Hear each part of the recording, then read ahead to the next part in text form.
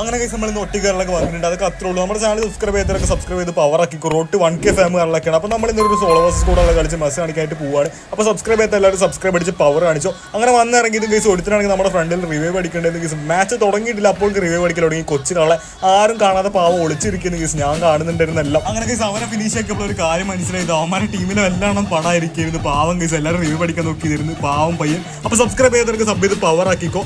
Rote 1K കാറിലൊക്കെയാണ് പോയിക്കൊണ്ടിരിക്കുക. അപ്പോൾ എല്ലാവരും സബ്സ്ക്രൈബ് അടിച്ച് നിങ്ങളെ പവർ ഒന്ന് കാണിക്കുക. അപ്പോൾ അവൻ്റെ റിവൈൽ പോയിട്ട് ഞാനൊന്ന് യൂസ് ചെയ്ത് അങ്ങനെ കേസ് ഇവിടുത്തെ ഇപ്പോൾ അടുത്തവന്മാർ റിവൈവ് ചെയ്യുന്ന കേസ് നോക്കിയപ്പോൾ കേസ് അവന്മാരൊക്കെ ആളെ കളിപ്പിക്കരുത്.